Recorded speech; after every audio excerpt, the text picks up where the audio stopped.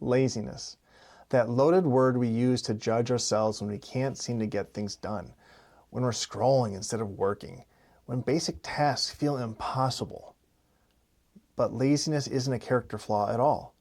It's actually your nervous system sending you vital information about overwhelm, burnout, and being stretched beyond capacity. That's why we're talking about lazy is often code for being maxed out, what really happens in our brains under chronic stress, and how to move from self-judgment to self-compassion. Because if we keep mistaking our body's wisdom for our moral failure, we're going to miss the real message it's trying to send us.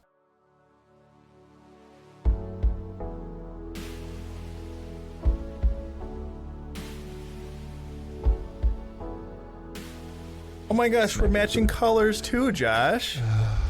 Were we both overwhelmed and so we just had our wives dress us today? No, It was just kind of a green kind of a day? Wandered in and grabbed a shirt, and I walked out and put it on. So that's very interesting. I like that. Yeah. Mm-hmm. Yeah. Fascinating, isn't it? I know. Amazing. We hear a lot about, at least as entrepreneurs, we really focus on productivity all the time. We focus on growth. We focus on, we need to get everything done. We need to get all the things done. We need to, and then for me, when I have an opportunity to take a break at home or something like that, or if I just don't want to do something after a long day of work, or knowing that I still have things that I'm working on that are really pressing, I'm at home and then I'm just laying around, bumming around, not doing anything. I feel guilty. I feel like I'm being lazy. Yeah. Well, do you know who Dr. Laura is? I do. Yeah. Oh. She's an old timer, but she's been on the radio for a long time. She says that guilt is something reserved. Guilt is an experience reserved for something that's illegal, immoral, or unethical. Ooh. And so I always try to challenge people when they use the word guilty. You probably feel bad about it, or feel like you're missing out on something. But we are kind of programmed to feel like somehow relaxing or engaging in leisure of some kind is wrong, or we should be doing something else. It's a waste of time. So we've been taught to think of ourselves as lazy when more often than not we're actually trying to do too much. And so today I thought we would one, talk about that a little bit, but then two, I think we're going to make we may make some enemies in the area of personal productivity, and I'll kind of focus out alert you to that when that happens. So it could, so maybe like a trigger alert. Well, I'm just saying, we'll kind of get into it, but the whole idea of being lazy and being unproductive, I think a lot of the productivity industry kind of feeds off that, and it actually contributes to the feeling of overwhelm, I would argue. Sure. But anyway, we'll get to that at some point. But I want to take a moment and kind of think about when you couldn't complete a basic task, and then that spiraled into self-judgment. Only to later realize that really the reason you weren't able to complete the task or job was because you were burnt out, not indifferent about it. Sure. So a lot of times we interpret being burnt out or being tired or being fatigued with not caring. And I think it's important to kind of rephrase that.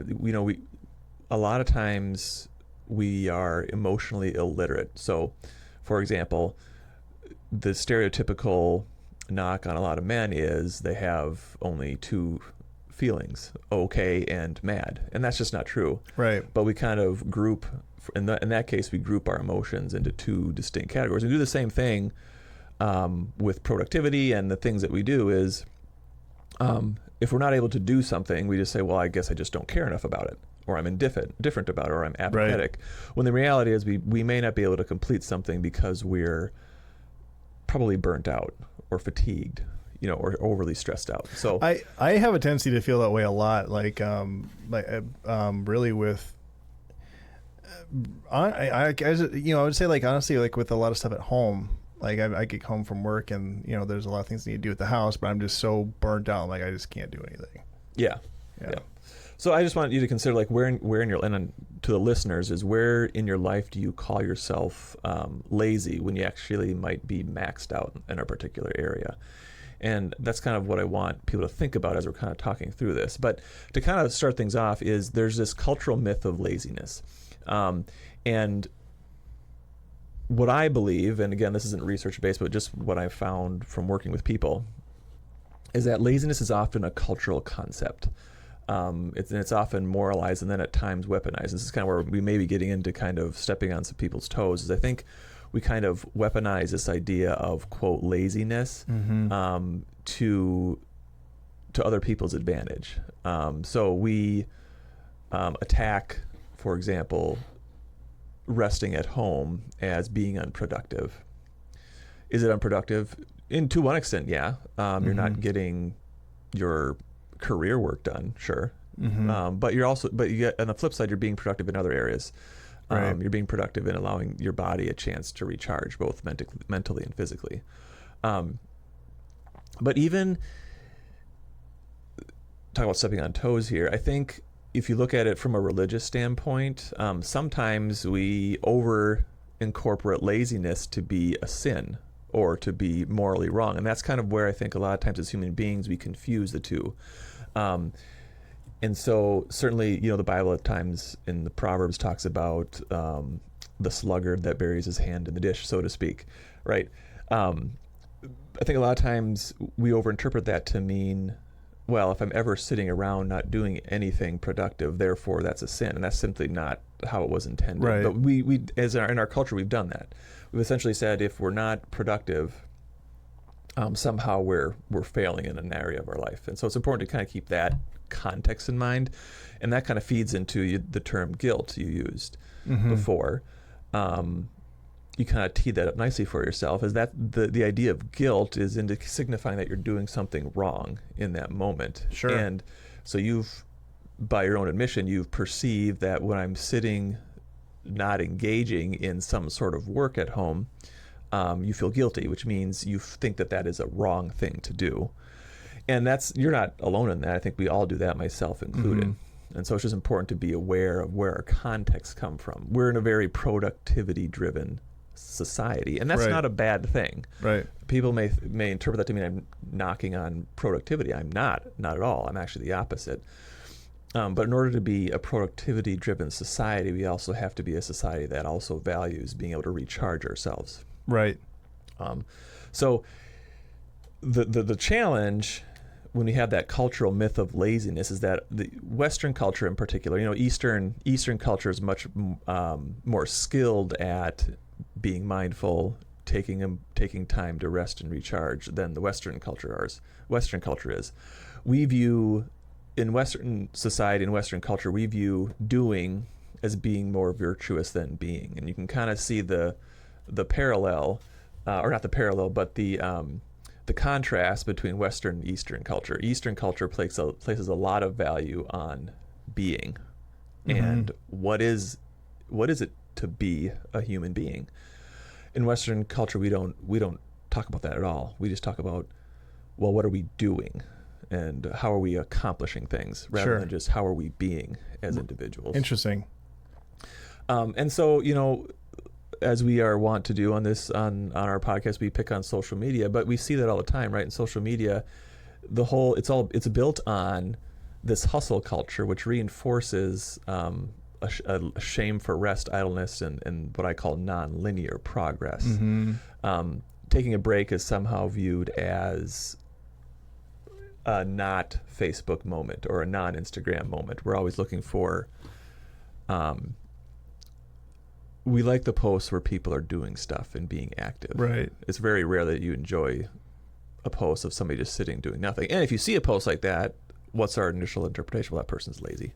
That person's lazy, or like if they're on vacation, I'm like, oh, jealous. Must be nice to sit around doing nothing. Yeah, must be nice to go on vacation and enjoy your life. I'm busy. I'm the one who's working all the time. Yeah.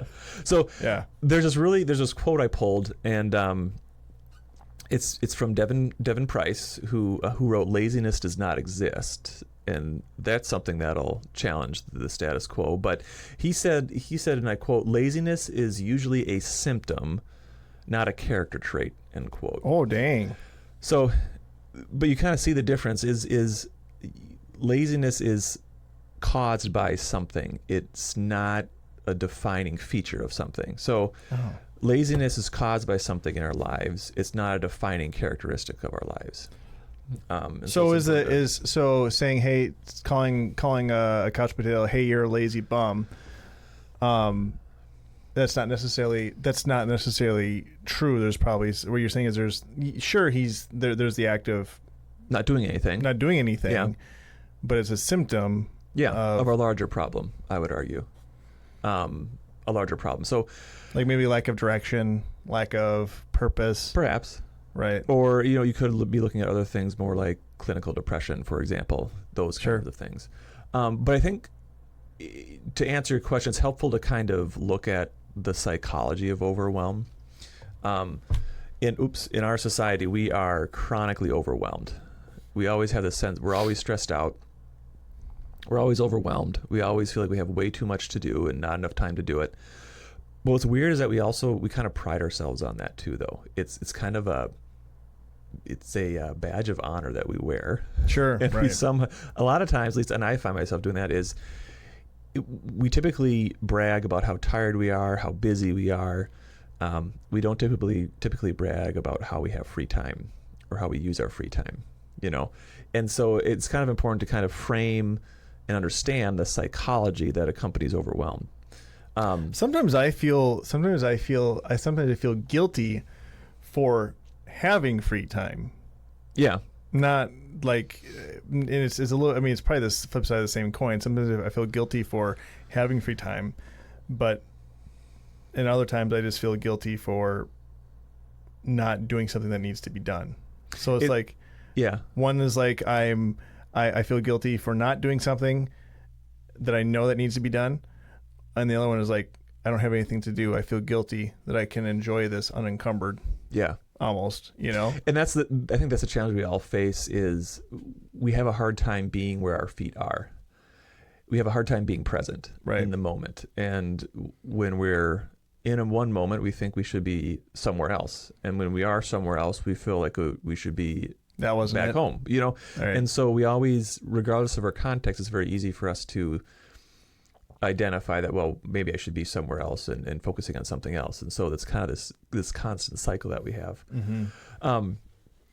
But kind of getting back to overwhelm is I kind of want to talk about, what does our brain do when it's under stress? And it's very important to remember that chronic stress activates this brain structure called the amygdala. And I couldn't tell you where it is, but what I really want people to understand is that the amygdala is really the fear center of our brain.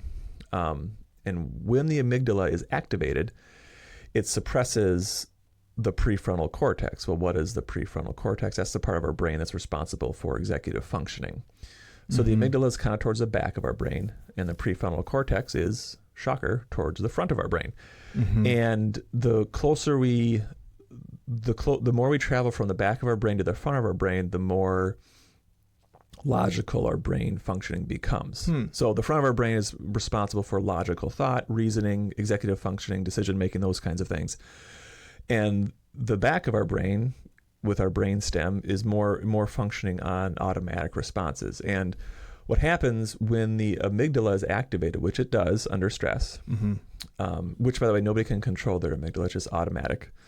And so for someone to say, well, the amygdala doesn't activate, or I don't get fearful under stress. Well, I'm not saying you're fearful of stress. Right. It's a lie. But stress automatically activates the amygdala. Sure. And that, again, in turn, impacts our executive functioning. So when you think of executive functioning is responsible for our productivity.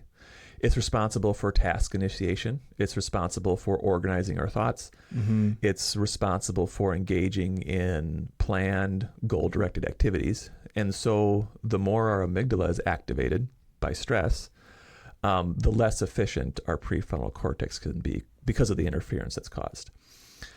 And so the more stress we have, the more our amygdala is activated, the more our prefrontal cortex is suppressed, and that in turn then limits our ability to do things such as planning, prioritizing, or even initiating or beginning tasks. And so we've all had those times where we have a mountain of things to do, but for whatever reason, we just can't get started on any one thing. Mm-hmm. And that's because we're stressed out and we're overwhelmed. And you can see very easily where it can stack up on each other very quickly. Yeah.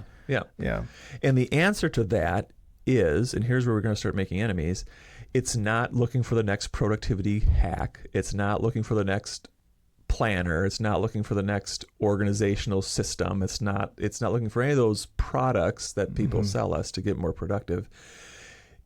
Those are all great and they're great tools, but they're not going to solve that issue of poor productivity if we're all stressed out all the time. Mm-hmm. And so a lot of times that's what our default is. Well, if I'm unable to do something, it must be because I just don't have the right tool or I don't have the right skills. When the reality is most of the time, our difficulty completing tasks or doing things is the result of being stressed out and overwhelmed. I agree with that 100% because I have tried so many different organization things, so many different types of journals, you know, and like one thing is, I mean, we had a subscription to quarterly notebooks that included our schedule, journal, notes, everything you could possibly need. And I never could get the hang of it. I just could not do it. It didn't work for me. Yeah. And then I felt like, for me, I'm a page filler. And if a page has to be filled. It just has to be filled because it looks prettier. It does look pretty. And there is some satisfaction with filling it. There's some satisfaction with that. And so then I would never do it. You know, and so I ended up having to do something that just works right for me. So that thing became a stressor for you rather than a tool. 100%. And that's one of the challenges. The more we add these things into our lives, they become tasks for us to complete. Well, tasks, if we don't complete them, they contribute to our ongoing stress. Right. And that's called there's a concept called allostatic load. Okay. And what that is the cumulative burden of chronic emotional and physical stressors. What's important to understand is, regardless of what we say about ourselves, is the brain is not capable of completely compartmentalizing things. And what I mean by that is, even for you, even for me, believe it or not, even for me. I don't believe it. The amount of stress that we have at home and the amount of stress that we have at work is all experienced at the same time in our brain. At all times. And so if we have a lot of stress at home, it impacts our work because our brain is tasked with carrying that entire load all the time. Mm-hmm. That's why we talk about sometimes we have this nagging thought in our head that just won't go away. That's your brain trying to keep track of all the stress and trying to process it. And so the idea of allostatic load, which is the cumulative burden of stress, is that all the stress from our lives is carried at all times in our bodies, and that contributes to our sense of overwhelm. So it could be that somebody's at work, for example, and wondering, why do I feel so overwhelmed? Things at work are going fine, but then we come to find out that there's a lot of stressors at home for whatever reason, financial stressors, relationship stressors, those kind of things. And those, as much as we try, those are always brought into the workplace. Mm-hmm. Same thing at home is if work is under a lot of stress, and I'm sure you've learned this, it's very easy for us to bring that stress home. And a lot of productivity people will tell you is, well, you need to develop a plan and develop a system for just leaving it all at work.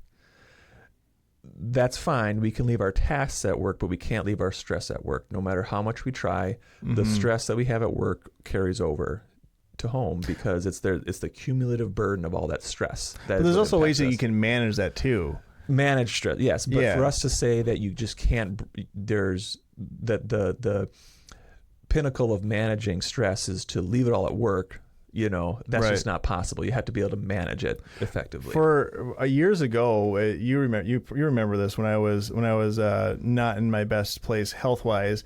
Everything would stress me out, and I think that's part of what made me sick is because I'd always be so stressed out. And I was actually talking to a friend of mine this morning about it, and what I had to do, and this is something that worked for me, is it might make someone think like, oh my gosh, this is terrible. I would never do this, but I would have a worry journal, like a stress journal. Yeah. And did it take up a lot of my time? 100%. Did it make me far less productive because I was writing in the worry book the journal all the time? You bet. I mean, I lost so much time. Yeah. I shouldn't say lost time. I actually gained a lot of time. Well, actually, because that exercise, didn't mean to interrupt, but it frees up your brain because your brain perceives you as having processed that. Right. And you gave it a place to park. Right. Rather than having to carry it in your brain and letting it spin around and spin around and spin around. Exactly. And I would tell myself, that worry, that stressor is right there. Yeah, I always write the irrational response to this the stressor, even if I believe it or not. It's still a rational one. Yeah. And like when I'm ready to come back to this stressor, it's right here for me to look at. And so then I was able to, and it only worked when I physically wrote it down. Right. If I typed it down, it didn't work. Right. That changed me. Yeah. In a good way. I should probably get back to that at some point to kind of. If you want. Reel it, to top it off a little bit, or to get to polish it off a little bit, a little better with it. So that's an excellent tool for managing stress. And what's important to keep in mind is this idea of executive functioning. We all have executive function. We all use it daily. And that, again, like at the risk of sounding like a broken record, executive functioning is responsible for our task engagement, for achieving goals, for initiating goal-directed activities, whether it's deciding to go take a shower or brush your teeth first. That's executive functioning. Executive functioning is also involved with the choices of food that we eat, our choices with how we interact with coworkers, those kinds of things. That's all executive functioning. And executive functioning is diminished or impaired in things like when we have conditions such as ADHD or depression, or if people have gone through trauma, that all impacts executive functioning. What we find is that executive functioning is equally as impaired when we're burnt out. And so in the same way that a lot of these psychiatric conditions impact us, ADHD, depression, it's easy to see, and trauma, it's easy to see how those impact executive functioning. But we kind of ignore the fact that burnout impacts executive functioning the same way. Interesting. Yeah. So it's important to keep that in mind. And then how does executive functioning impact it? So if our executive functioning is impaired, or if it's diminished, that then in turn impacts our, what do we call it, task initiation. So we've all experienced that. We have our whole list of to-dos and I've written them all out, but for the life of me, I just can't get started with anything. Right. That's classic diminished executive functioning. Like no matter how hard you try, you just can't get over that hump of just starting something. Sure. And that's caused by decision fatigue. Is you're burnt out from all the stress, and that then in turn impairs your ability to kind of initiate that task that you really need to do. So, how do when we don't do things, what do we call that? We call that doing nothing, right? Right. And are you really doing nothing? Well, you're engaged. Your brain's engaging in an active form of self-protection. Right. To be dramatic. I mean, that's a little dramatic. Is it? I mean, what are you protecting yourself from? It's not like someone's standing there, with a gun to your head. Right. Maybe. But really, but our brain is there to protect us. And when Sure. our brain perceives stress and that we're overwhelmed, it's going to take measures to protect us by shutting her down. Right. And again, that's related to our reduced executive functioning. Yep. So really the insight I want people to remember from this is that your brain isn't necessarily being lazy. It's actually picking the safest path when it doesn't feel properly resourced. Sure. So what your brain is telling you in those instances, and this is where it's really important to be mindful of what's going on and taking the time to self-reflect, is if you're in a situation where you're not able to efficiently engage in starting a task or getting your work done, take a step back and a look at why is this going on. It's probably because your brain feels way overstressed, or that it doesn't feel like it has enough resources to engage in the activity. Sure. Or the task at hand. Yeah. So that's kind of the psychology of overwhelm. There's we can kind of get into more of the jargon now of what I call the internalized shame spiral. I was really creative in my naming this, but That's really, when you were talking about guilt before, that's more, I would argue that's more related to shame. Yeah. About not doing things rather than feeling guilty about something.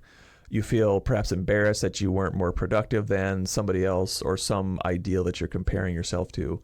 And that's kind of usually when people say guilt in that kind of context, it's more about shame and embarrassment. Oh, I never even thought of it that way. Yeah. So it's kind of a self-talk pattern that accompanies that, right. that are really common for a lot of us. Is like, I should be able to do this.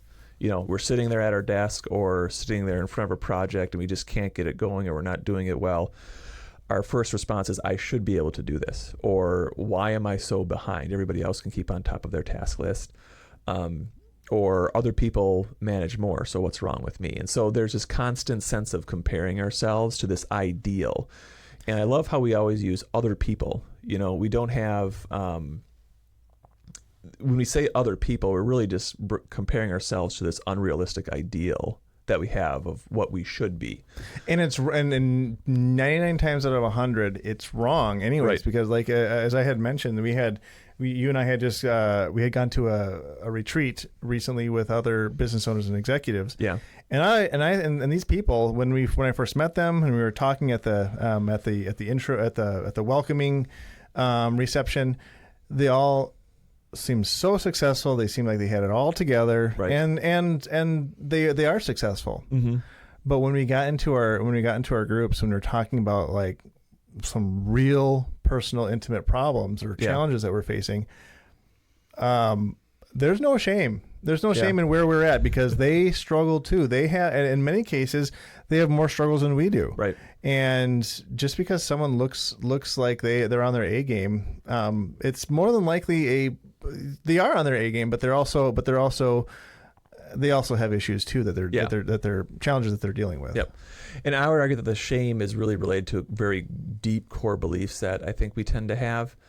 And that is, our worth is equal to the amount of how productive we are. Sure. So how much we're able to produce, that is directly related to our worth. And how do we see this in society? When we see somebody, our initial thing, when we first meet somebody, you know, hi, I'm Josh. What do you do? That's typically our first question. It's an identity of who you are. Not who are you. It's, right. Well, what do you do? And right. The insinuation is, well, what do you do for work? How productive are you? You know? Right. And so we kind of, we do tend to equate worth with productivity, which productivity is a part of our worth, certainly, but it's not all of it. The other thing that the other deep core belief that we have is that rest is somehow equal to failure. So if we're resting for whatever reason, somehow we're failing, is right. that underlying belief that kind of reinforces that idea of shame, when really all we need is rest a lot of times. Mm-hmm. But the key is that kind of self-judgment, particularly as it relates to being productive and being burnt out, that self-judgment doesn't increase motivation. Instead, it tends to increase disconnection from self-trust. And so what do I mean by that? When we are constantly self-judging ourselves for what we think we should be doing or should be accomplishing or should be achieving, it creates more of a disconnect between our ability to work and then being able to pay attention to how we're doing as far as our burnout goes. Mm-hmm. And that's why we see in a lot of industries chronic burnout, because we're not given the space to recharge as necessary as we need to. Right. So there's this other idea of understanding our nervous system. I like to refer to it as nervous system literacy. And what I mean by that is, it's important for us as people to understand what are these signals that our body is sending us. What do they mean? And being able to identify that in the moment. So our nervous system is an amazing structure that we have, and it's designed to communicate with us. And the challenge that a lot of times we face is we try to ignore it or even extinguish what it's trying to tell us. The classic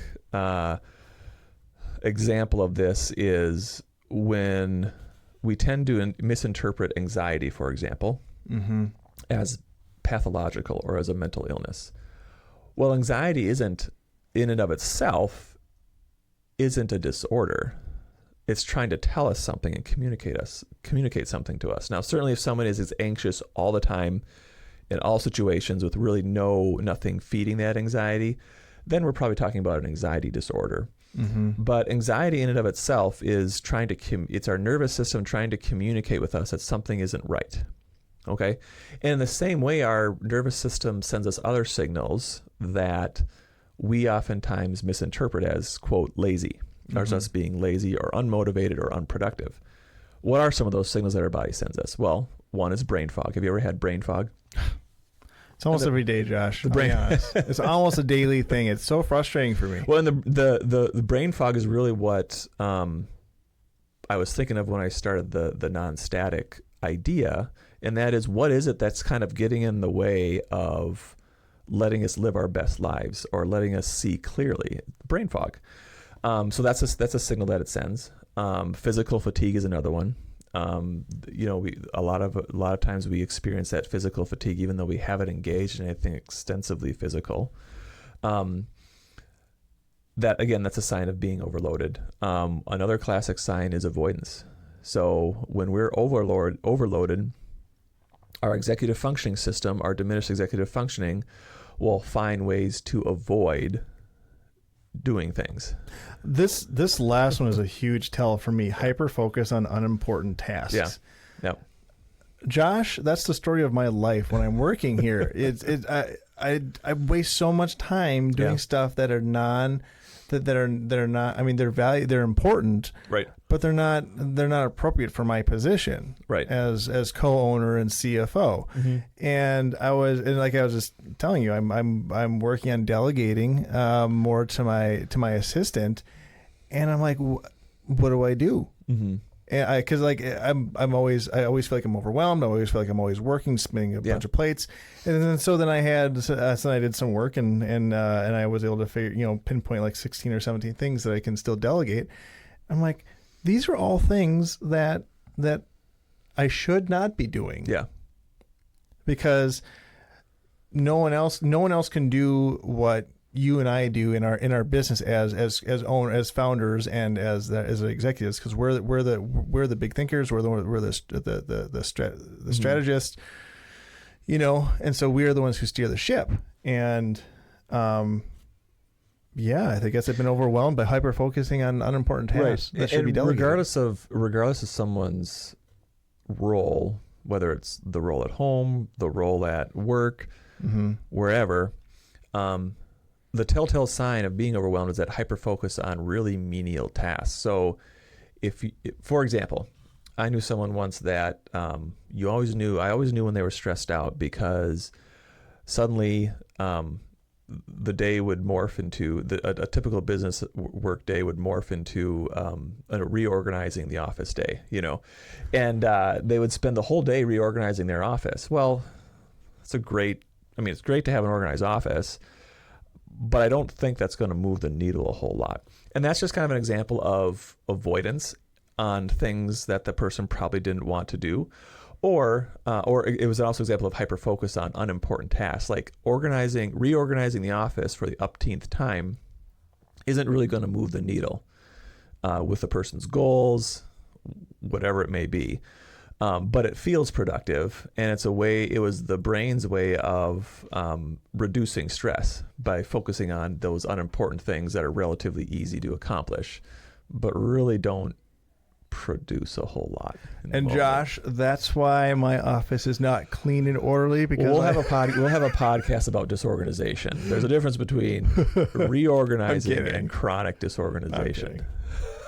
No, that's a problem. I'm working on that one. My sidebar conversation, but my mentor and supervisor for a long time, Dr. Jane Klein, she swore that there was a personality disorder called the disorganized personality disorder, which is the chronic disorganization in all areas of life.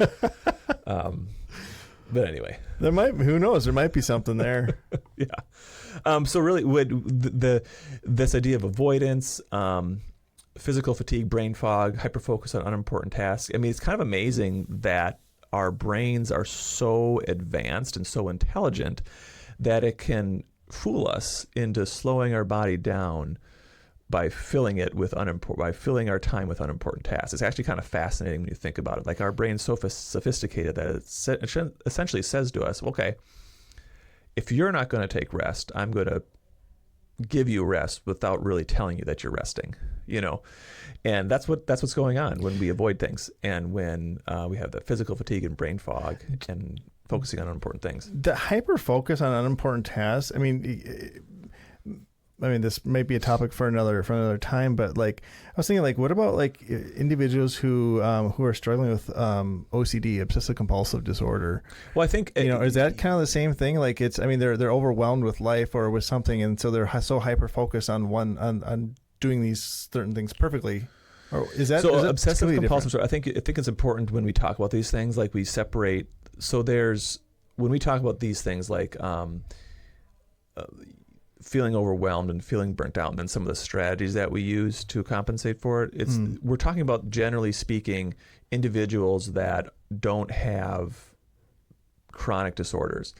Obsessive compulsive disorder is a very that's shifting from the challenges that most people face to something very specific that's very clinical, and usually OCD is really rooted in something in their past, like trauma or something that caused a misstep in development along the way. And so simply becoming nervous system literate, for example, isn't going to fix OCD. That's a very specific disorder that requires a very specific treatment approach. Certainly high stress doesn't help somebody with OCD. But you almost have to kind of take that in isolation and kind of address that issue first before you can't, to say that, well, you just need to be more productive to somebody with OCD, is certainly detrimental, but it requires much more of a clinical approach. Oh, sure. If that makes sense. That makes sense, yep. So I kind of want to talk a little bit about kind of what I call gentle tools for moving forward. When we have this sense of overwhelm and then we feel like we're not being productive, it's important to note that when you hit those roadblocks, and to remind people that when your system is overloaded, it sends you bodily signals that include things like brain fog, physical fatigue, avoidance, and hyperfocus on unimportant tasks. That contributes in turn to the sense of I'm not accomplishing things. And so then we kind of move, then what does a typical person do? What do we typically do is when we find that we're not achieving the goals that we want to achieve, we then look for the next tool that will help us achieve those goals. So maybe it's the next productivity planner or the next productivity podcast, the next tool that we need, a coaching program, whatever else. And what I would argue is all you need is non-static. Right. That's all you need. But I want to break the myth of the giant comeback. So I would argue you don't need a productivity overhaul. So if you're not being productive, the last thing you need is to overhaul your quote productivity system.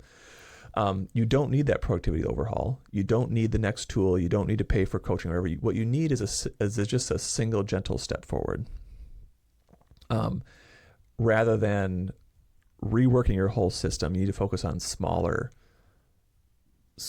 things, smaller, gentler things that allow you to ease back into it. What do I mean by that? Well, there's practical supports that you can use. I call them micro goals. So let's just take something as mundane as doing the dishes. But we all know at the end of the long day, at the end of a long, stressful day, sometimes doing the dishes or emptying the dishwasher seems like the most monumental task ever. Right. So rather than setting the goal of I gotta do the dishes, change that into I'm gonna put one dish in the sink. And the whole point of that is that it releases your brain from having to articulate how it's going to accomplish the massive task of doing the dishes. And it's much easier just to pick up your plate and go put it in the sink. And once you've done that, then it's very easy to go on to the next thing, which is fill the sink up with water. Sure. And then the next step is add soap to the water. And then the next step is wash the plate, so it sounds silly, but it's not. It does. It does sounds sound silly, but it's not. It works, and it's important. Yep. Other practical, so micro goals is a really important one. The other one, another practical support is really body first. And I don't want to turn this into a health and fitness segment, but I think we ignore the cues that our body is giving us. Of what it needs to function. We have this incredible organic tool, which is our body, that's able to do amazing things, but we kind of ignore it a lot of times. So really simple things such as drinking water, stepping outside for a moment to give yourself a break, even stretching. All that's important. And what I always tell people is our bodies and our brain in particular is meant to move. And if we don't move, that's when our signals get disrupted. So if we engage in some form of movement, whether it's just stepping outside for a little bit, going for a walk, walking around the building, stretching, that can kind of reset our mental reserves and help us be more productive. Doesn't have to be much. Yeah. Some people like to use tactical interventions. So those could include things like, running cold water on your hands just to kind of get a different sensation. That helps us kind of shift gears a little bit. Some people, texture is a big thing. So that's why you see fidgets are really popular nowadays. And the reason for that is it just gives our brain and our body the ability to offset some of the stress in the moment. So that's a little intervention that people can use. Cool. Visual cues are also important for, again, these are gentle tools for getting some movement going. You can use timers. I'm going to time myself for 15 minutes. I'm going to focus on this one task just for 15 minutes, and then I'm going to let myself go of it. What we find is when you give yourself a parameter, when you give your brain a parameter, it fools it into being more productive. And actually what we find is that if you set a timer for 15 minutes, you can actually work a lot longer. But giving yourself the freedom to know that you can quit at the end of 15 minutes, as an example, is a strong technique. Yeah. And then, as you mentioned, you kind of mentioned this earlier with your worry journal, is externalizing the plan. Your plan is very, very important. Yeah. Our brains are meant for generating ideas. They're not meant to hold them. And so things like speaking your plan out loud, voice noting it. As you know, I prefer to write it down, but it really depends upon what your style is. But if you can get it out of your brain into your physical environment, it helps move your productivity forward as well. So that's interesting. So I don't need to feel guilty about not being able to remember everything. No. Okay, good. Enough said. There we go. Enough said. All right. So last, because I know I'm kind of soapboxing a little bit here, but it's an important topic to me. I want to challenge people to think about compassion as a strategy when dealing with stress and overwhelm. And we've talked about it before, but we're good at being compassionate towards others, but a lot of times we're not compassionate with ourselves. We're able to give grace to everybody else except ourselves. Mm-hmm. And it's certainly important to love your neighbor and to love other people around you, but it's also just as important to love yourself, because if you can't love yourself, then you can't put your best foot forward. And you can't love others adequately either. If your tank is empty, you can't fill up anybody else's tank because there's nothing to fill, right? Right. There's nothing to fill from. So it's important to have this, I call it compassionate accountability, and that is you're holding space for your struggle without collapsing into it. So sometimes just acknowledging that we're struggling is a scary proposition for people, because if we acknowledge the struggle that we're having in a particular area, somehow we equate that with admitting defeat. Well, that's not really the case at all. We need to be able to verbalize it and acknowledge the struggle exists without collapsing into it. So there's a difference between holding onto a struggle that we have and then diving headfirst into it, and allowing it to overwhelm us. So it's important to give yourself credit for things that don't show up on to-do lists, like setting boundaries or asking for help, or sometimes simply surviving the day is important. But we don't give ourselves credit for those kind of tasks that we do. But they're all tasks that we complete regardless. Right. Just because they're not on paper doesn't mean it's not worth giving credit for. And then in the same way that we adjust our plans for the weather outside, we also need to adjust our pace and adjust what we do for our own internal weather. So just like if it were raining outside, if we're having a rainy day, quote, as an example, internally, we have to acknowledge that we need to adjust our expectations for that day. Mm-hmm. Now, I'm not saying you mail it in. I'm not saying that people well, I'm having a rough day. I'm heading home. I'm not saying that we give up, because I think that's in and of itself is a maladaptive habit. It's avoidance. Right. You don't want to reinforce that. But it is important. I always say it's important to adjust the pace, not quit, but just adjust the pace based on our own internal weather patterns, if that makes sense. Sure. Yeah. We're all going to have good days. We're all going to have bad days. So, what I would want to do is invite listeners to what I call identify their compassionate baseline. What I mean by that is, what does your minimum viable day look like when you're functioning at 40% rather than 100%? So if you're coming in, you're having a rough day, and you feel you're only functioning at 40% capacity, what does a viable, successful day look like for you within that context? I think we're very able of doing that with other people. So if somebody comes in and is having a rough day, the first thing we say is, well, what can I do to help you out? What can I do to take off your plate? Right. But we never do that with ourselves. Good point. Yeah, I never really asked myself that. We're very good at being compassionate with others. We're not good at being compassionate with ourselves. Mm-hmm. And I think, not to go too far down that rabbit hole, I think a lot of our culture contributes to that. You're going to come to work come hell or high water, or, some people pride themselves on, after having gone through a tragic loss, being able to show up to work the very next day. And we kind of reward that as a society. Mm-hmm. And as a culture, but it's important that we're able to be compassionate with ourselves and acknowledging that sometimes we need a break, and sometimes a minimum viable day may be different if we're at 40% rather than at 100%.